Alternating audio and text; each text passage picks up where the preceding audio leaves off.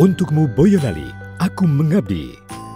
Boyolali, kota kecil di kaki Gunung Merapi dan Merbabu, memiliki kekayaan sumber daya alam dan masyarakat yang masih menjunjung tinggi adat budayanya.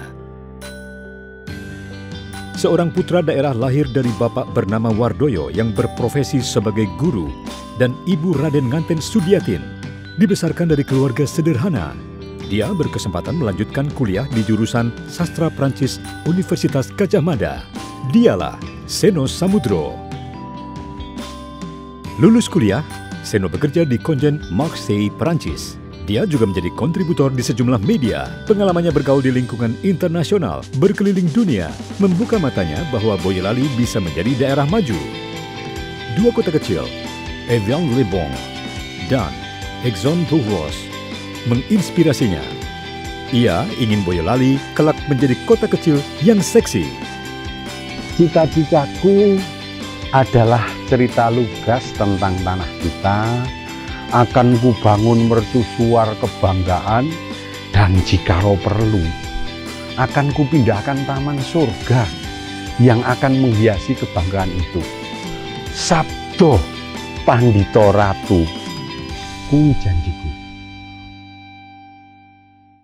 Setelah 13 tahun bekerja di Perancis, Seno memutuskan pulang ke Boyolali. Dia mengawali pengabdiannya menjadi wakil bupati.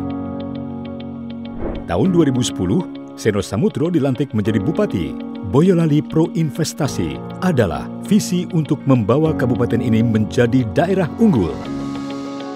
Dengan kebijakan pelayanan perizinan terpadu satu pintu dan memangkas 33 peraturan daerah menjadi 3, hal ini menarik para investor untuk menanamkan modalnya.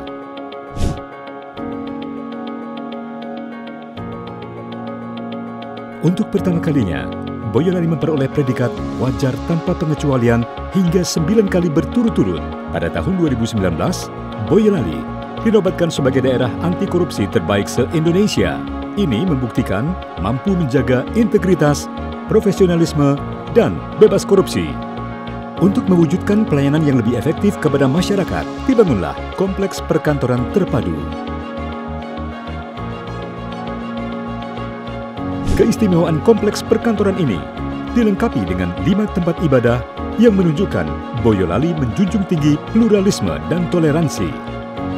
Dalam pemerintahannya, Seno Samudro menerima berbagai penghargaan. Non-cash transaction atau transaksi non-tunai adalah kebijakan strategis untuk menekan penyimpangan, meningkatkan akuntabilitas dan efektivitas pengelolaan APBD.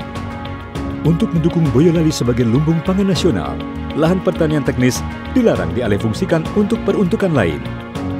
Dengan menekan porsi belanja pegawai hingga 48% dari total nilai APBD, Pemkab Boyolali dapat memaksimalkan penggunaan anggaran untuk infrastruktur dan belanja publik lainnya. Pembangunan di berbagai sektor telah dilakukan, dari sektor pendidikan, kesehatan, sosial, budaya, dan sektor ekonomi yang dapat mendorong peningkatan kualitas hidup dan kesejahteraan masyarakat. Beberapa wujud nyata pembangunan di Boyolali adalah revitalisasi 44 pasar tradisional, infrastruktur jalan sepanjang ribuan kilometer, program Satu Desa Satu Embung, program pengiriman duta seni pelajar ke luar negeri, bertujuan untuk membuka wawasan luas tentang pergaulan internasional yang akan menjadi sebuah investasi bagi Boyolali di masa depan. Program Smart City menjadi salah satu program unggulan untuk membuka gerbang menuju era digitalisasi.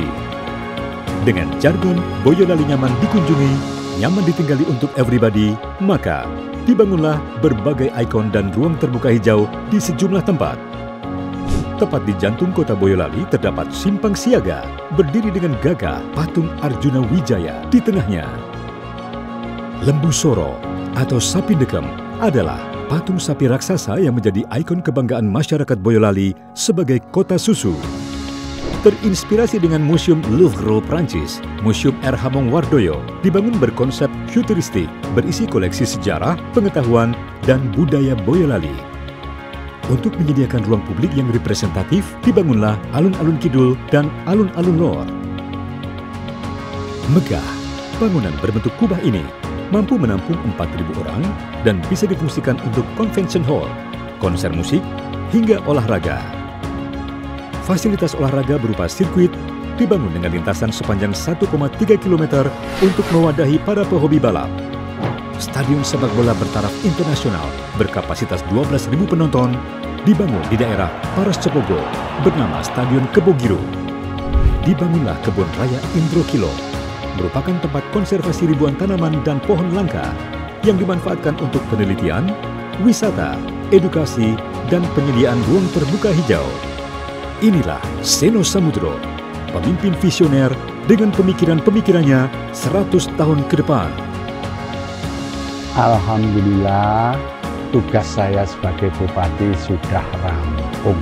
Saya jadi manusia yang bebas, merdeka dalam berpikir, berjiwa merdeka, dan bertindak merdeka. Inilah wujud pengabdian untuk rakyat Boyolali.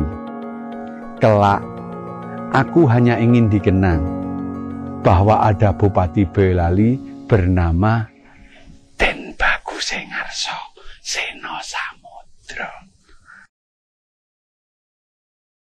Saktenane aku ora ngapusi, isih tresno Boyolali.